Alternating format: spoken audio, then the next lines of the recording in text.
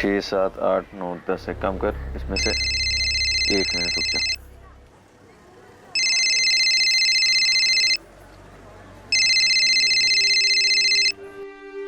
Hello, तुम्हारी बहन की डेड बॉडी पड़ी है, आके ले जाओ। ए, कौन बोल रहा है? दिमाग तो सही है तेरा? एक बार में सुनाई नहीं देता है क्या? तुम्हारी बहन की बॉडी पड़ी है, आके ले जाओ। मेरी बहन? ये कब पैदा हो गई? अरे मेरी कोई बहन है ही नहीं। है कि नहीं वो तू देख, ये तेरा प्रॉब्लम है। हेलो हेलो हेलो,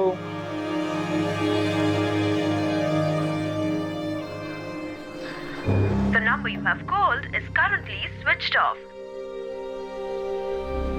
अजीब आदमी है, कुछ भी बकवास किए जा रहा है।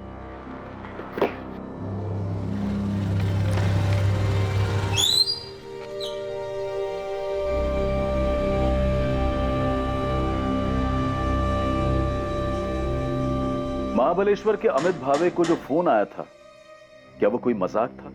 तुम्हारी बहन की डेड बॉडी पड़ी है, आकर ले जाओ। फोन करने वाले ने सिर्फ इतना ही कहा था, लेकिन अमित भावे की कोई बहन थी ही नहीं। अमित भावे अपने मां बाप एकनाथ और मीनाक्षी भावे की इकलौती औलाद था। क्या ये फोन, ये कॉलर ये जानकारी देना चाहता था कि किसी की मौत हुई है, जो जानकारी उसने गलती से गलत इंसान को दे दी थी? और ये मजाक नहीं था बल्कि सच था। क्या सच में कहीं किसी लड़की की मौत हुई?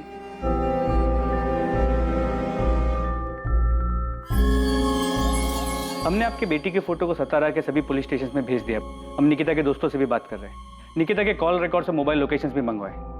हमने हॉस्पिटल्स में भी चेक किया, लेकिन कहीं से कोई खबर नहीं मिली। प्रताप राव जी, कल घर में किसी बात को लेकर कोई झगड़ा हुआ था जिससे गुस्सा होकर? नहीं नहीं, कोई झगड़ा वगड़ा नहीं हुआ था।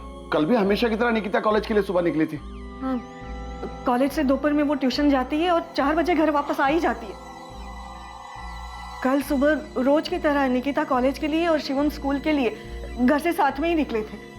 शिवम 4:30 बजे घर आ गया था, पर निकिता नहीं आई। सर मैडम, कल निकिता कॉलेज आई थी, मैं उससे मिली भी थी। 1:30 बजे तक वो कॉलेज में ही थी। उसके बाद वो ट्यूशन क्लासेस के लिए गई होगी। आरती, मैंने निकिता के ट्यूशन में पता किया, कल वो ट्यूशन गई नहीं। मैडम, मैंने टीचर से ही पूछा और अटेंडेंस रजिस्टर भी चेक किया। 27 अप्रैल को निकिता एब्सेंट थी। धवल जी, निकिता अक्सर छुट्टी करती है, रेगुलर क्लास आती है। वो तो रेगुलर क्लासेस आती है। बहुत अच्छी स्टूडेंट है। 93% मार्क्स उसने स्कोर किए बीएससी फर्स्ट ईयर में, और 2 हफ्ते बाद उसके सेकेंड ईयर के एग्जाम। मुझे खुद अजीब लग रहा है कि पढ़ाई में इतनी अच्छी लड़की क्लासेस बंक करके अचानक कहीं चली जाएगी और घर नहीं लौटेगी। आरती, क्या निकिता ने तुम्हें बताया था कि वो क्लासेस जा रही है? नहीं, उसने बताया तो नहीं, पर मुझे पता है कि 2 से 3:30 बजे उसकी ट्यूशन क्लासेस होती ही है। कॉलेज से वो सीधा धवल सर के यहाँ क्लासेस के लिए जाती है। क्लासेस नहीं गई तो फिर कहाँ जा सकती है? कोई बॉयफ्रेंड है उसका? क्लासेस बंक करके उससे मिलने गई हो? अगर है भी तो मुझे किसी बॉयफ्रेंड के बारे में नहीं पता। ऐसे केसेस में जनरली बॉयफ्रेंड वाला एंगल सामने आता है। मैं ये नहीं कह रहा हूँ कि वो बॉयफ्रेंड के साथ भागी होगी, पर अगर उसका बॉयफ्रेंड है तो हम उससे बात करके देख सकते हैं, शायद उसे कुछ पता। हाँ, हमें नहीं पता साहब। हम निकिता हमेशा फोन पे लगी रहती है। इस बात को लेकर उसको मैंने कई बार डांटा भी।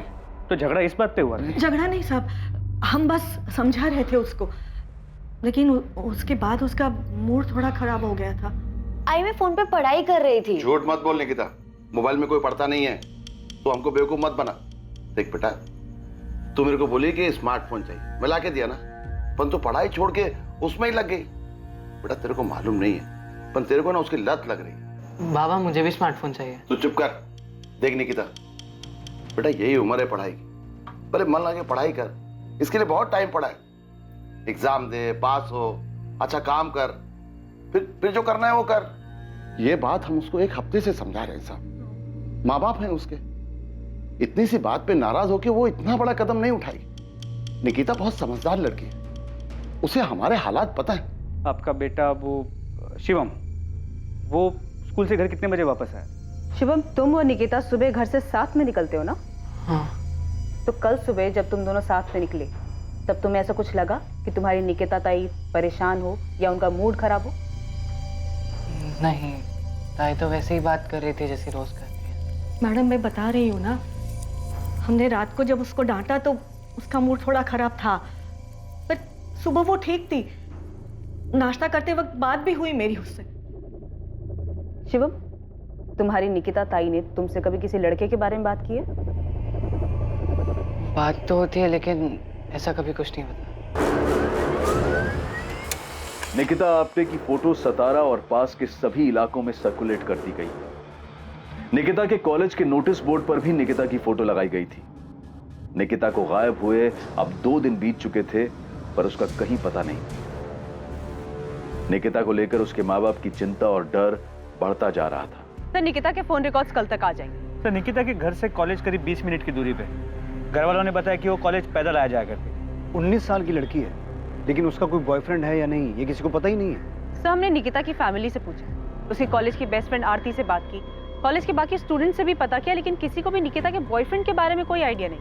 रूट चेक किया, घर से कॉलेज, कॉलेज से क्लासेस, क्लासेस से फिर घर किया, लेकिन 27 अप्रैल को क्लासेस गई ही नहीं। सर, निकिता के कॉलेज से घर वाले रूट पे कोई सीसीटीवी नहीं मिला, लेकिन उसके घर की दूसरी तरफ वाले रास्ते मानदेव चौक की तरफ से 20 मिनट की दूरी पर एक सुनार की दुकान है जहाँ सीसीटीवी लगा है। उसकी सीसीटीवी फुटेज में निकिता घर की तरफ जाती हुई दिख रही है। सर, ये फुटेज है।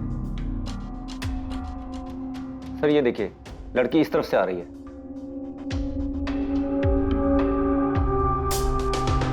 ये मानदेव चौक की तरफ से आ रही है? हाँ सर, इस तरफ से बुराड़ नगर जहाँ निकिता रहती है, वहाँ पहुँचने में 30 से 35 मिनट लगते हैं। 27 अप्रैल 3:45। मतलब इतना तो कंफर्म है निकिता ट्यूशन क्लासेस नहीं गई थी, क्योंकि इसके ट्यूशन क्लासेस बापर सर्कल के पास है, ठीक उल्टी तरफ, और ये दूसरी तरफ से आ रही। ये पक्का क्लासेस बंक करके इस तरफ किसी से मिलने गई होगी।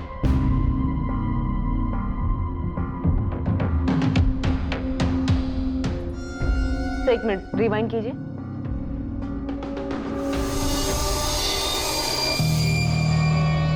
सही देखिए, लड़की परेशान लग रही। मानदेव चौक से लेके बुराड़ नगर जहां निकिता का घर है, पूरा एरिया स्कैन करो। ये लड़की मानदेव चौक क्रॉस करती हुई नजर आ रही है। उसके आगे क्या हुआ, कहां गई, इस लड़की के गायब होने के सभी सवालों के जवाब वही मिलेंगे। निकिता आपसे भागी नहीं है, ये घर की तरफ ही लौट रही थी। यकीनन ये घर से भागी तो नहीं है। निकिता आप्टे को आखिरी बार जिस रास्ते से घर जाते हुए देखा गया था, पुलिस अब उस पूरे रास्ते को खंगालने वाली थी। इस तलाश में जो सामने आएगा वो बेहद हैरान कर देने वाला था, पुलिस के लिए और उलझन पैदा कर देने वाला। जिस रास्ते से निकिता 27 अप्रैल को घर जा रही थी, उस रास्ते में एक छोटा जंगल था। निकिता पुलिस को उसी जंगल में मिलने वाली थी।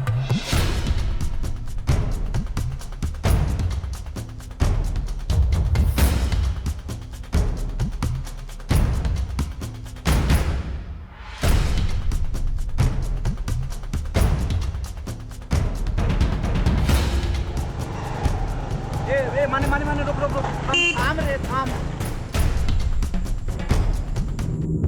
इसने आत्महत्या की है? सर, देख के तो ऐसा ही लगता है। सीसीटीवी फुटेज में प्रतिमा ने शायद सही पकड़ा था। ये लड़की किसी बात से परेशान लग रही थी।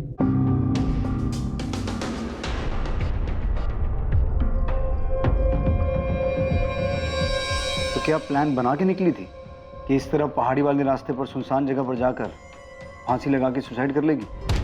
लड़की के गले की हड्डी टूटी हुई है, पेड़ पर लटकने की वजह से। लटकने की वजह से? आपका मतलब है इसने खुद? नहीं, मैं वो नहीं कह रहा हूँ। मैं ये कह रहा हूँ कि लड़की की मौत दम घुटने की वजह से हुई है, जो गले में इस रस्सी के दबाव के कारण हुआ है, और इसी रस्सी की वजह से गले की हड्डी टूटी है। बट मैं इस वक्त कंफ्यूज हूँ। क्यों? क्योंकि मरने के पहले इसके साथ रेप हुआ है। रेप हुआ? हाँ, रेप हुआ है, और इसने खुद को बचाने की पूरी कोशिश की है। ये वो निशान है जो स्ट्रगल के दौरान रेपिस्ट से लड़ते वक्त हुए होंगे। तो पहले इसके साथ जबरदस्ती की गई, फिर गला दबाकर मारा गया, और फिर पेट से लटका दिया? पक्के तौर पर नहीं कह सकता, क्योंकि गले पर सिर्फ रस्सी के निशान है और हाथ से गला दबाने के निशान अलग होते हैं, जो नहीं है। डॉक्टर महात्रे, अब आप मुझे कंफ्यूज कर रहे हैं, क्योंकि जब बॉडी को पेट से उतारा गया था तो लड़की के शरीर के कपड़े जरा से भी इधर से उधर नहीं थे। कपड़ों को देखकर कोई ऐसा कह नहीं सकता था कि मरने से पहले इसके साथ रेप हुआ है। रेप तो कंफर्म हुआ है, क्योंकि लड़की के प्राइवेट पार्ट में जिस तरह चोट के निशान मिले हैं, उससे साफ पता चलता है कि इसके साथ जबरदस्ती हुई है। सीमेन? नहीं, बॉडी में सीमेन के रेसिड्यू नहीं है। पॉसिबिलिटीज है कि रेपिस्ट ने कॉन्डोम यूज किया। लड़की का हाइमन रेप में ब्रेक हुआ है, या लड़की सेक्सुअली एक्टिव थी या नहीं? वो सेक्सुअली एक्टिव थी। तो आपके अकॉर्डिंग हम इस केस को क्या माने? रेप के बाद मर्डर, या फिर रेप के बाद आत्महत्या की तरह देखें? मुझे लगता है कि आपको ये केस मर्डर और सुसाइड दोनों एंगल से देखना चाहिए। इसमें सिवाय रेप के कुछ भी कंफर्म नहीं कहा जा सकता। सर, निकिता की फैमिली काफी सदमे में है, कोई बात करने की हालत में नहीं। सर, इतनी छोटी सी बात कि बाप ने डांट दी, सिर्फ इसलिए क्या ये लड़की इतना बड़ा कदम उठा लेगी, सुसाइड कर लेगी? अगर मान लें कि मोबाइल की वजह से डांट पड़ी और उसने सुसाइड कर लिया, तो सुसाइड से पहले जो रेप हुआ उसका क्या? सर, अगर रेप हुआ है तो ये पर्सनल मैटर नहीं लगता। निकिता का फोन मिला? मैंने आसपास के एरिया को छाना लेकिन निकिता का फोन कहीं भी नहीं मिला, नहीं उसके बैग में नहीं आसपास कहीं। तुम लोग उधर देखो और तुम उधर। मोहिते, वो झाड़ियों के पीछे देखो, एक एक जगह देखना, कोई जगह छूटनी नहीं चाहिए।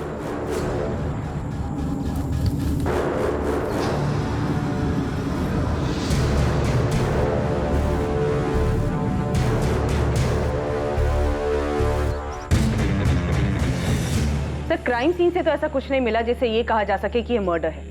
मुझे लग रहा है ये रेप और सुसाइड का ही केस है। प्रतिमा, लड़की के साथ रेप हुआ और उसने तभी सोच लिया कि उसे सुसाइड करना है।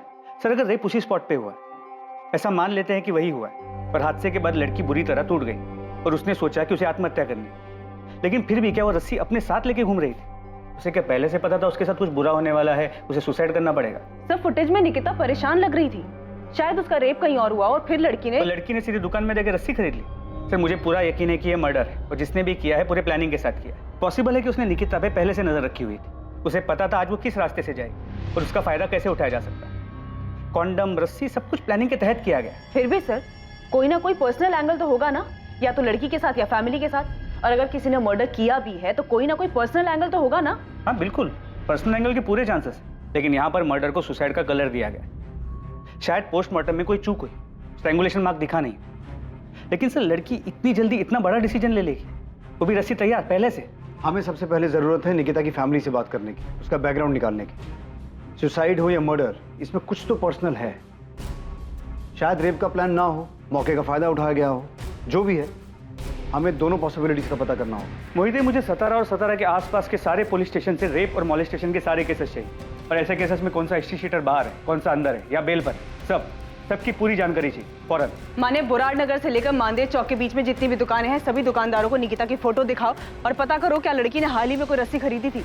मतलब उसने सुसाइड है या मर्डर ये तो जल्दी पता चल जाएगा। प्रताप राव जी, मैं आपकी तकलीफ समझ सकता हूँ। निकिता की पोस्टमार्टम रिपोर्ट के हिसाब से निकिता की मौत 27 तारीख शाम को ही हो गई थी। मौत का समय 4 से 6 के बीच का है। ये सीसीटीवी फुटेज हमें मानदेव चौक की एक दुकान से मिला है। निकिता उस दिन क्लासेस नहीं गई थी। आप लोगों को निकिता ने कभी बताया था कि कोई उसे परेशान कर रहा है या आपकी किसी के साथ दुश्मनी थी जिसका बदला लेने के लिए किसी ने निकिता के साथ ये सब? सर ताई सुसाइड नहीं कर सकती। निकिता सुसाइड नहीं कर सकती, लेकिन ऐसा कौन हो सकता है जो तुम्हारी बहन को या तुम्हारे परिवार को नुकसान पहुंचाना चाहता हो? मार्केट में 2 सब्जी की दुकान है मेरी, सालों से ये काम कर रहा हूं, कभी किसी से कोई लड़ाई झगड़ा नहीं हुआ। हमने पिछले 1 हफ्ते की सीसीटीवी फुटेज चेक की है और पिछले 1 हफ्ते में निकिता एक बार भी इस रास्ते पर नहीं दिखी। मतलब कि वो हर रोज कॉलेज से घर जाने के लिए मानदेव चौक वाला रास्ता नहीं लेती थी और 27 तारीख से पहले क्लासेस में भी उसकी रेगुलर अटेंडेंस थी। लेकिन उस दिन इस रास्ते से वो क्लासेस बंक करके किसी को तो मिलने गई थी। हमको नहीं पता वो क्लासेस में छुट्टी मारती थी या वो छुट्टी करके किसको मिलने गई थी, ये भी हमको नहीं पता। प्रताप राव जी, अगर आप हर बात में यही कहेंगे कि आपको कुछ नहीं पता, तो हम कैसे कार्रवाई करेंगे? नहीं पता है साहब, हम लोगों को कुछ पता नहीं है साहब। नहीं पता है कि निकिता इतनी सी उम्र में आत्महत्या क्यों करेगी या किसी ने उसके साथ मेरी निकिता के साथ।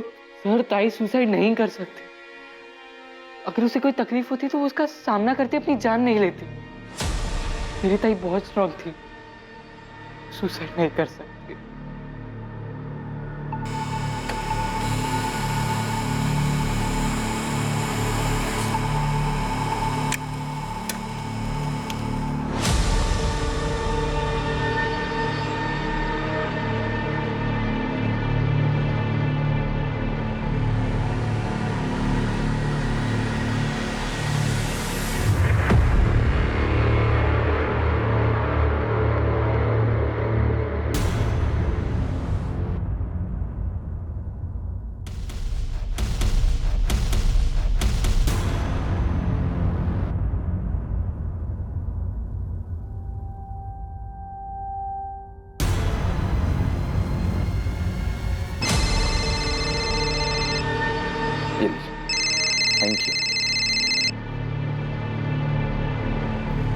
हेलो, कौन बोल रहा है? जी आप कौन बोल रही हैं? मैं सतारा से असिस्टेंट सब इंस्पेक्टर प्रतिमा दलवी बोल रही हूँ। जी मैडम, मैं अमित भावे बोल रहा हूँ, बताइए। इस वक्त कहाँ हैं आप? जी मैं अभी अपने दुकान पर हूँ, महाबलेश्वर मार्केट में। क्यों, क्या हुआ? निकिता आप्टे को जानते हैं आप? जी जानता हूँ। क्यों? कैसे जानते हैं? अरे क्या हुआ मैडम, आप इतने सवाल क्यों पूछ रही हैं? अमित, क्या आप जानते हैं कि निकिता मर चुकी है? क्या? जी नहीं जानता मैम। एक्चुअली क्या है कि निकिता जो है वो मेरी कजन है, मेरी आई मीनाक्षी भावे के चचेरे भाई प्रताप राव आप्टे की बेटी है। और मैम ये बात आप हमें क्यों बता रही हैं? अगर ऐसा कुछ हुआ तो प्रताप मामा और शिवम ने फोन क्यों नहीं किया? निकिता ने मरने से पहले आखिरी कॉल आपको किया था। क्या? मुझे मैडम ये क्या कह रही हैं आप? मुझे कुछ... अमित, निकिता का रेप हुआ है और रेप होने के बाद या तो उसने सुसाइड किया है या उसका मर्डर हुआ है। ये सब 27 अप्रैल की शाम की बात है और निकिता ने मरने से पहले शाम को 4:23 पे तुम्हारे नंबर पे कॉल किया था और 21 सेकंड बाद भी हुई है तुम्हारी। मैडम निकिता के साथ जो कुछ भी हुआ ये सुन के मेरा सर घूम रहा है। बहुत बुरा हुआ निकिता के साथ। लेकिन मैडम अगर निकिता मुझे फोन करती तो क्या मैं उसके परिवार वालों को नहीं बताता? और वो मुझे यहाँ महाबलेश्वर में फोन क्यों करती? अगर उसे फोन करना था तो अपनी फैमिली को सतारा में फोन करती। अमित, निकिता ने ऐसा क्यों किया ये बताने के लिए निकिता जिंदा नहीं है, तो तुम्हें बताना होगा कि उस वक्त तुम दोनों की क्या बात हुई थी। मैडम मेरी उससे 1 मिनट 27 तारीख को मैडम 27 तारीख की शाम में मुझे एक अजीब सा कॉल आया था। कोई आदमी था, कह रहा था कि आकर के अपनी बहन की डेड बॉडी ले जाओ। तो क्या जवाब दिया तुमने? मैडम मैं क्या जवाब देता, मुझे लगा कोई मजाक कर रहा है। मेरी तो कोई सगी बहन है ही नहीं। अमित, वो कॉल तुम्हारी सिस्टर निकिता के फोन से आया था, तो तुम्हें कैसे नहीं लगा सिस्टर मतलब कजन सिस्टर भी हो सकता है? मैंने इस बात पे ध्यान क्यों नहीं दिया कि कजन सिस्टर भी तो हो सकती है। अमित, सतारा पुलिस स्टेशन तुरंत पहुंचे।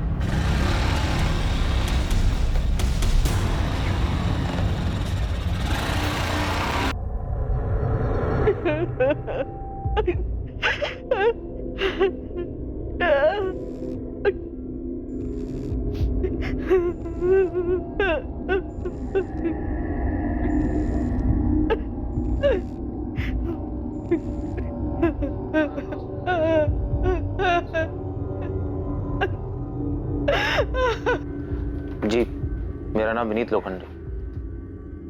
जी जानता हूँ निकिता को। विनीत, फौरन बोराड़ नगर पुलिस स्टेशन आ जाओ। मैम मैं निकिता के घर आया उसके अंतिम संस्कार में, क्या मैं अटेंड करके? उसके बाद आ जाओ, लेकिन भागने की कोशिश मत करना। मैं कहीं नहीं भाग रहा। और क्यों भागूंगा? साहब 2-3 हिस्ट्री शीटर से बात किया मैंने, उन्होंने बताया कि एक हिस्ट्री शीटर है किशोर कदम नाम का, यही सातारा का ही है। 3 साल पहले रेप केस में अंदर गया था, अभी बेल पे बाहर है, केस ट्रायल पे उसका। कहाँ मिलेगा ये किशोर कदम? कुछ बोल नहीं सकते साहब, लेकिन अभी सतारा में नहीं है। पता कर क्या है?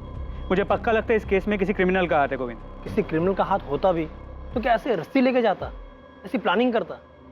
नहीं, मेरे को क्या लगता है ना, कोई पर्सनल एंगल है। गोविंद थियरी मत बना, पता कर ये किशोर कदम कहाँ है, किस बिल में छुप के बैठा है। मुझे ये किशोर कदम जल्द से जल्द चाहिए।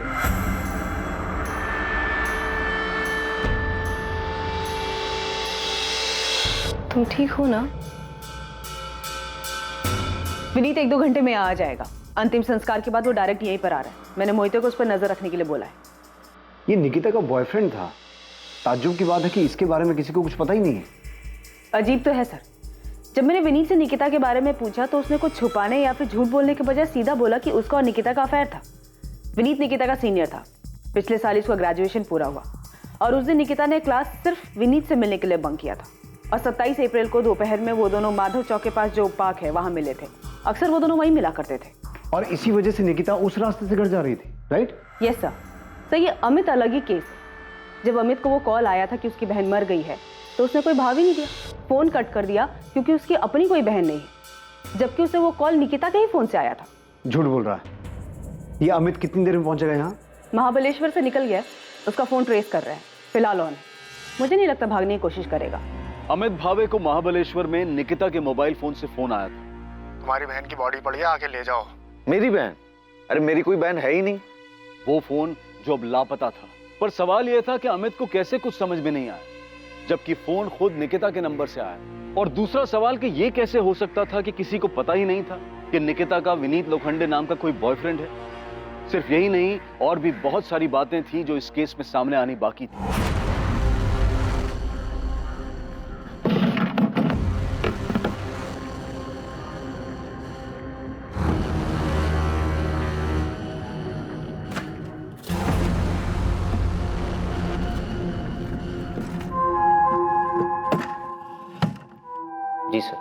उस दिन मैं निकिता को दोपहर में मिला था।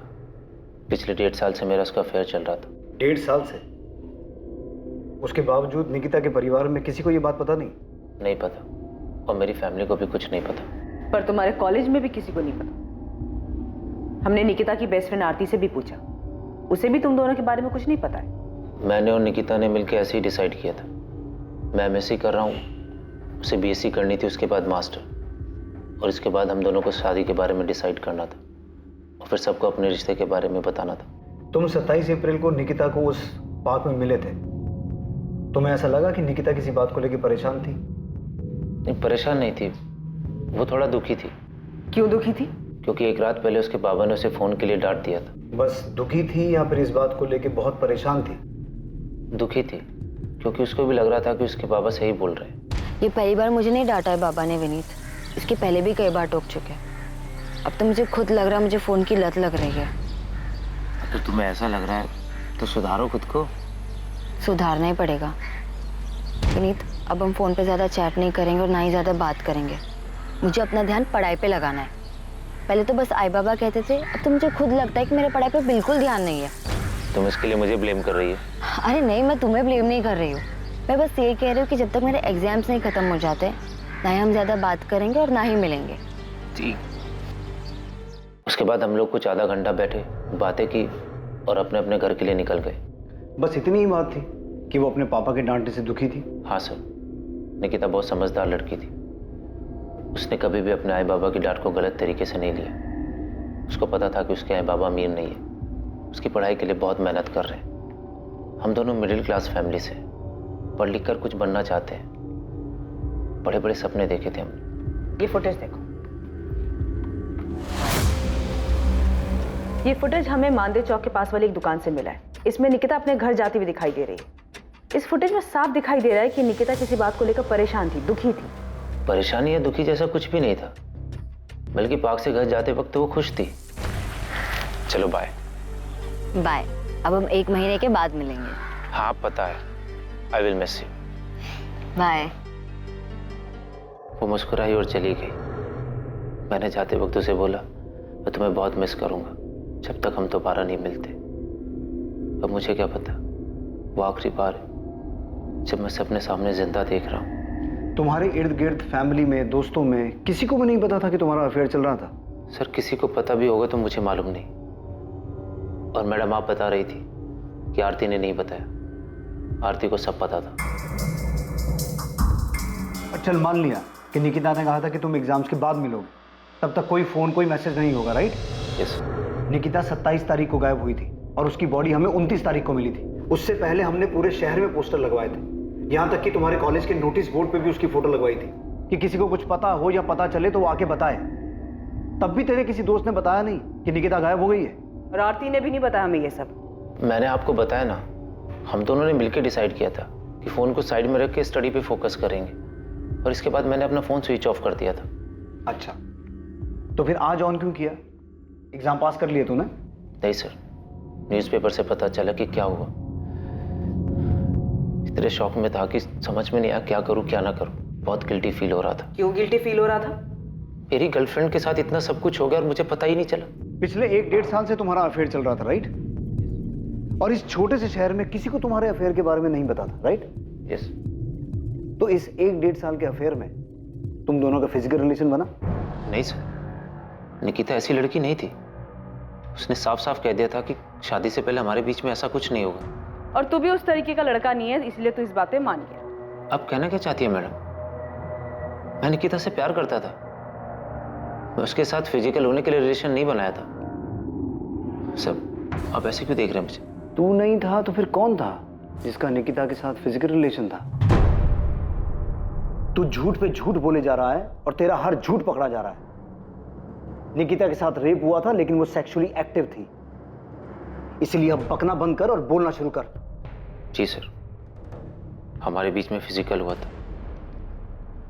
ये बात मैंने इसलिए छुपाई ताकि निकिता की फैमिली को पता ना चले, नहीं तो बेकार में। क्या बेकार में? बेकार में क्या विनीत? निकिता मर चुकी है, उसका रेप हुआ था और रेप होने के बाद या तो उसने सुसाइड किया या उसका मर्डर हुआ। इससे ज्यादा क्या सदमा लगता है उसकी फैमिली को? तू क्या सोच रहा है? तू कुछ छुपाएगा तो बच के निकल जाएगा? मैडम जब मैंने कुछ किया नहीं तो मैं क्या छुपाऊंगा? हाँ, मैंने आपसे झूठ बोला कि हम दोनों के बीच में फिजिकल रिलेशन नहीं था, लेकिन हम दोनों के बीच में जो भी हुआ वो हम दोनों की मर्जी से हुआ था। निकिता पार्क से निकलते वक्त खुश थी या ये भी झूठ बोल रहा है? मैडम मैं कसम खा के कहता हूँ, मैं झूठ नहीं बोल रहा हूँ। निकिता पार्क से निकलते हुए खुश थी, उसे कोई परेशानी नहीं थी।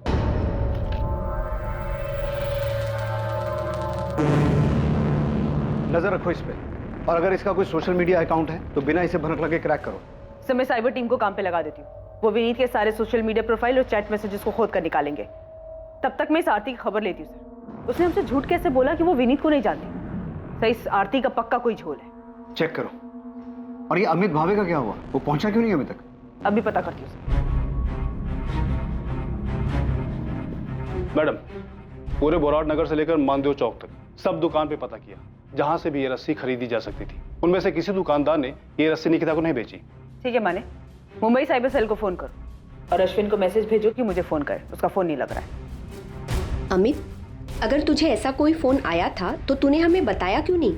हम समझ जाते कि वो निकिता की बात कर रहा है। दूर के रिश्तेदारों में भी निकिता के अलावा तेरी और कोई बहन थी ही नहीं अमित। भाई मेरा दिमाग ही नहीं गया उस तरफ, तो क्या करूं? मीनाक्षी, अमित की कोई गलती नहीं है।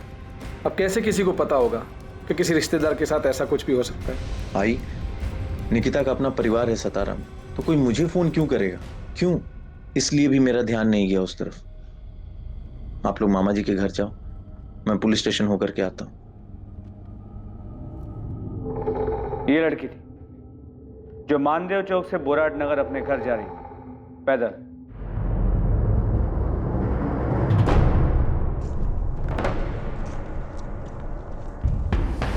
ये रास्ता बीच में सुनसान हो जाता, जहां पर इसके साथ पहले रेप किया गया और उसके बाद मर्डर।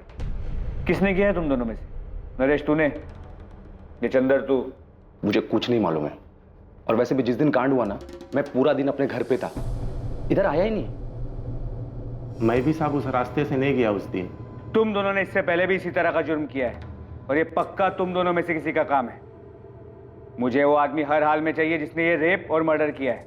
अगर किया होता तो वो गोविंद आया था ना, उसको बता देते ना। आपके डंडे खाने के लिए क्यों आते?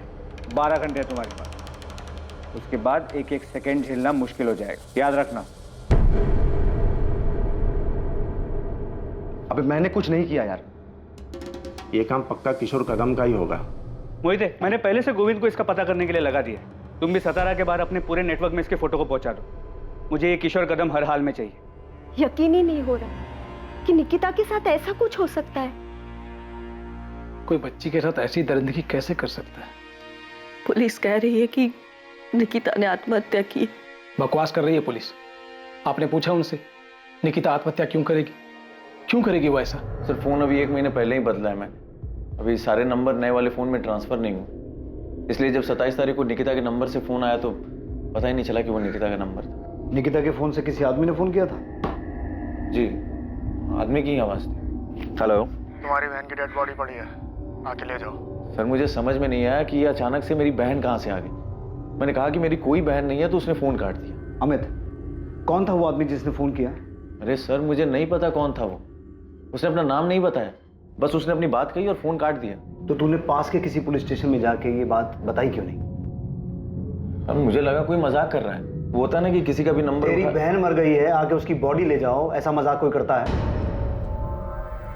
सर मैं भी यही सोचा, मुझे भी समझ में नहीं आया कि ऐसा मजाक कोई करता है क्या। लेकिन सर मैं क्या करता, निकिता का नंबर मेरे मोबाइल में सेव नहीं था। अगर निकिता का नंबर मेरे मोबाइल में सेव होता और उस नंबर से फोन करके कोई ऐसी बातें करता तो मैं सोचता भी। सर सिर्फ नंबर आया था, नाम नहीं। एक बात बता, जिसने तुझे फोन किया उसने कहा तेरी बहन है, इसका मतलब है उसे पता था कि निकिता तेरी बहन है, बेशक दूर की है, और फिर उसने तुझे ही फोन क्यों किया? यहां सतारा में उसके माँ बाप को फोन क्यों नहीं किया?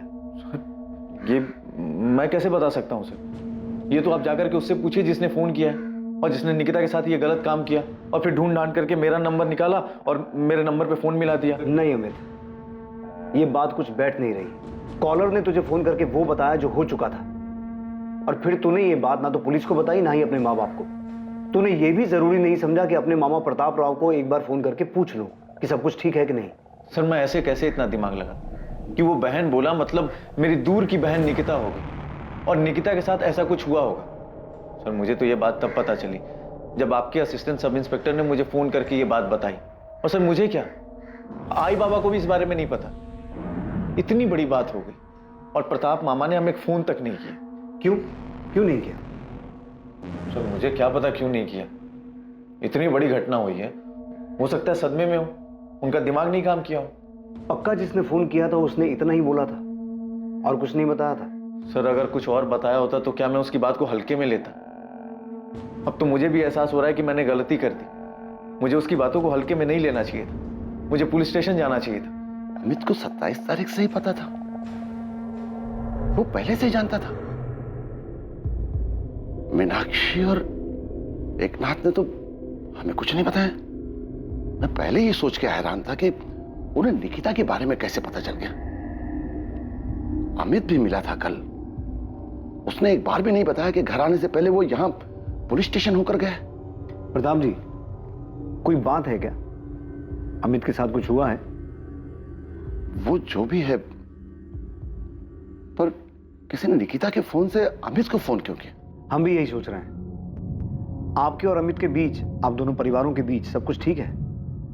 आपने भी निकिता के बारे में उन्हें नहीं बताया था? अमित की आई मेरे सगे काका की बेटी, मेरी चचेरी बहन। कोल्हापुर में हमारा खेत, उसको लेकर कई साल से कोर्ट में केस चला है। अभी पिछले 6 महीने पहले कोर्ट में तारीख थी। अमित आया था सतारा। कोर्ट के बाद उसने मुझसे बहुत बदतमीजी की, गुस्से में मेरा कॉलर पकड़ लिया।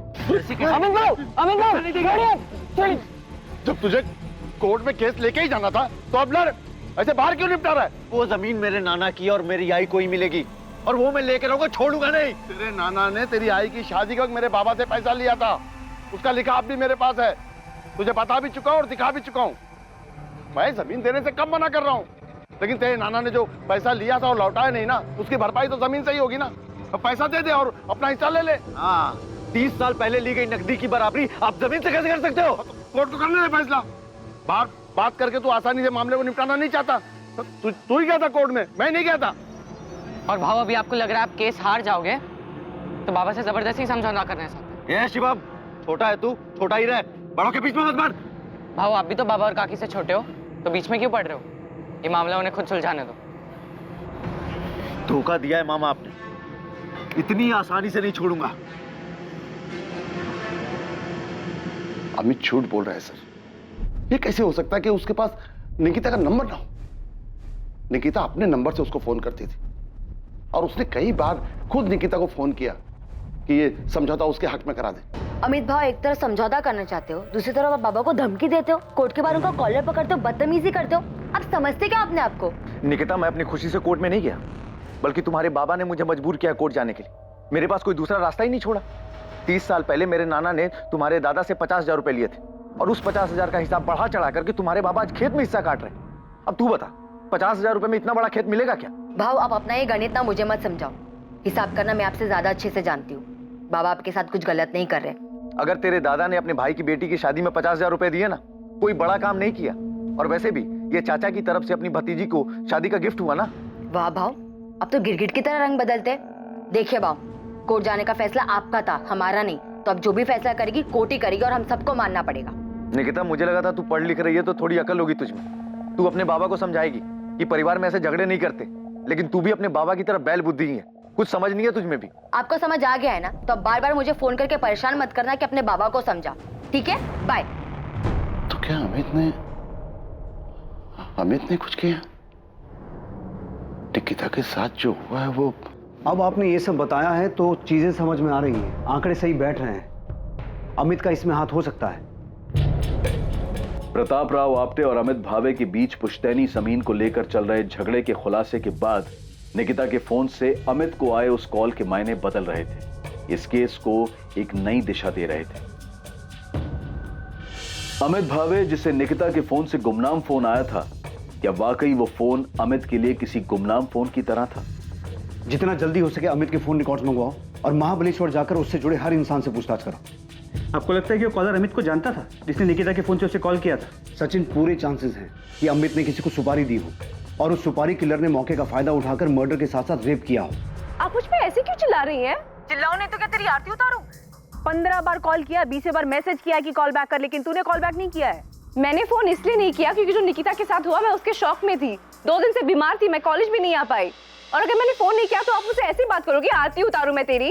तूने हमसे झूठ क्यों बोला कि तुझे नहीं पता था कि विनीत निकिता का बॉयफ्रेंड था? क्योंकि मुझे नहीं पता था कि अभी भी दोनों के बीच में कुछ चल रहा था।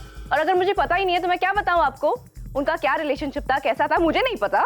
उनके बीच क्या था क्या नहीं ये बात की बात है। असल बात ये है कि निकिता का बॉयफ्रेंड था या नहीं था, जो बात तूने हमसे छुपाई। और अब आपको पता चल गया है ना, विनीत ने खुद बताया ना कि वो उसका बॉयफ्रेंड था। अब क्या चाहती है आप मुझसे? देखिए, आप मुझे ना बार बार परेशान मत कीजिए। Thank you, bye.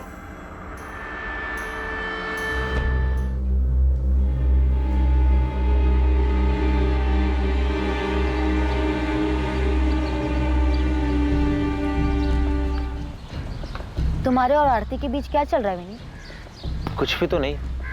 मुझे बेवकूफ मत बना। फ्रेंड्स स्क्वायर पे तुम्हारे हर पोस्ट पे वो जो कमेंट करती है ना, उससे सब समझ आता है मुझे। अरे तो निकिता आरती कमेंट करती है ना, मैं तो नहीं करता ना। तो तुमने उसे मना क्यों नहीं किया कि ऐसे कमेंट्स मत लिख? वो खुलेआम तुम पे डोरे डाल रही है। स्वीटी, बेस्टी, पता नहीं क्या क्या लिखती रहती है।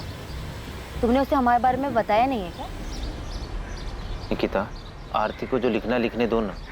तुम्हें इसे इतना सीरियस लेने की क्या जरूरत है? जो है हमारे। मुझे सब समझ आ रहा है विनीत। मेरे पीठ पीछे ना कोई खेल मत खेलना। आरती तू मेरी बेस्ट फ्रेंड है और तू मेरे ही पीठ में छुरा घोंप रही है। दूर रहे विनीत से। ओ हेलो, क्या छुरा घोंपना? क्या बकवास कर रही है तू? मैं और तू विनीत से एक साथ मिले थे। ऐसा नहीं है कि तूने उसको मुझसे मिलवाया था। ये अलग बात है कि तूने उस पर कब्जा पहले कर लिया।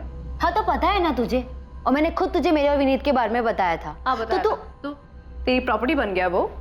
तूने मुझे बताया, मैं भी पब्लिक प्लेटफॉर्म पे ओपनली लिखती हूँ, कमेंट करके मैं ओपनली बता रही हूँ कि मैं विनीत को पसंद करती हूँ। आरती तू बहुत ही बड़ी कमीनी इंसान है। तेरे जैसे दोस्तों पे कभी भरोसा नहीं किया जा सकता जो अपने ही दोस्त के बॉयफ्रेंड को चुराने में लगी हो। पर याद रख, मेरे होते हुए विनीत तुझे कभी नहीं मिल सकता। और अगर मैंने उसको पटा लिया तो? अगर वो भी मुझे पसंद करने लगा तो तू भरोसेमंद दोस्त बनेगी ना निकिता?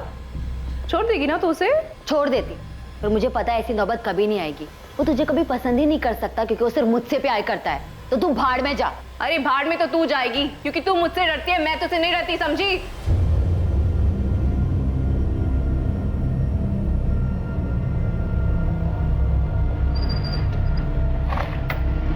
सॉरी मैडम, ये सचिन साहब के लिए किशोर कदम की फील्डिंग लगा रहा था, इसके लिए आपको टिप देने में लेट हुआ। वो तो ठीक है गोविंद, ये बता आरती के बारे में कुछ पता चला या नहीं? मैडम, इनकी एक तीसरी दोस्त है, विद्या नाम है इसका। इससे जाके बात करो, इसे पता होगा कि ये आरती और निकिता पिछले 3 महीने से क्यों नहीं बात कर रहे। क्योंकि आरती विनीत के पीछे थी। बिल्कुल सही गेस किया आपने मैडम, पर ये आरती नहीं, विनीत भी बहुत पहुंची हुई चीज़ है। ये मुझे पहले से मालूम है। और मैडम, इस पूरी खिचड़ी में एक और पुराना चावल है, कुणाल सामंत।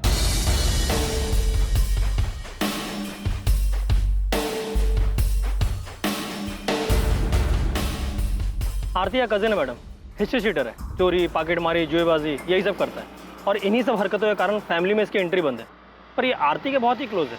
और सुनने में ये भी आया है कि इस कुणाल ने विनीत को धमकी दी थी। हाँ, कुणाल ने धमकी दी थी मुझे, बोल रहा था निकिता को छोड़ दो। और क्या छुपाया तूने हमसे?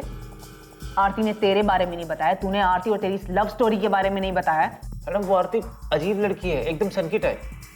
तू ठीक है? मैडम, आप जानते नहीं हो उसे। उस दिन निकिता की बॉडी अंदर पड़ी थी, आपका फोन आया, आपसे बात करने के लिए मैं बाहर आया, मेरे पीछे पीछे आ गई।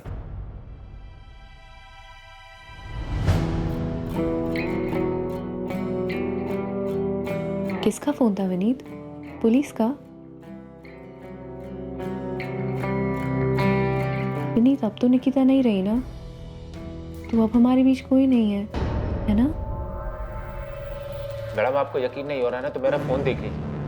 आरती ने निकिता की मौत के बाद मुझे कैसे कैसे मैसेजेस किए, कितने मैसेज किए, अजीब सन किया मैडम। निकिता की मौत को 2 दिन भी नहीं हुए थे, उसने मुझे धमकी देना और प्रपोज करना शुरू कर दिया था। पूरी तरह पीछे पड़ गई थी, जीना मुश्किल कर दिया। वो सन की है तो सीधा भोला भाला बेचारा लड़का है जिसके पीछे 2-2 लड़कियां फिदा हैं। अब ये बता कि जो तू निकिता से आखिरी बार मिला था, जो बात हुई थी, वो भी तूने हमसे झूठ बोला था ना? एक तरफ आरती तांबे का निकिता को लेकर गुस्सा और विनीत को लेकर प्यार एक नई संभावना की तरफ इशारा कर रहा था, वहीं दूसरी तरफ महाबलेश्वर से एक ऐसी चौंकाने वाली खबर सामने आने वाली थी जो इस केस को एक नई दिशा देने वाली थी। यहाँ महाबलेश्वर में अपने पंटर ने पहली बॉल पे छक्का मारा है, धांसू खबर ढूंढ के निकाली है। ये अमित भावे अपने को एड़ा बना रहा है। गोविंद, फालतू के डायलॉग बंद कर और बता कि खबर क्या है। आपने जो किशोर कदम नाम का तीर अंधेरे में चलाया था, वो लगता है सही निशाने पे लगा है। मतलब अमित भावे का इस किशोर कदम से कनेक्शन है? बिल्कुल साहब, ये किशोर कदम पिछले 1 महीने से महाबलेश्वर में देखा गया है, और अकेला तो दिखा ही है, अमित भावे के साथ भी देखा गया है।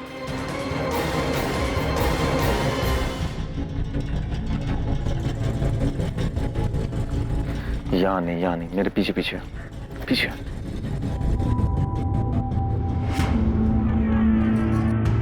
अमित भावे की दुकान पे जो दिनेश पुजारी नाम का लड़का काम करता है ना, उसको कोपचे में ले जाके पूछो, उसको सब मालूम है। एक काम कर, तू अमित पे नजर रख, मैं दिनेश को उठवाता हूँ। साहूकार विक्रम जाधव, मोहिते अब ये इस केस में कहां से आ टपका? सर, जब मैं निकिता के घर पे निगरानी पे था तभी इस साहूकार विक्रम यादव को देखा था। तावराव ने जो सब्जी के 2 स्टॉल लगाए हैं, उसके लिए उन्होंने साहूकार विक्रम यादव से 15 लाख का कर्जा लिया है। जो हुआ वो नहीं होना चाहिए था, पर क्या कर सकते हैं?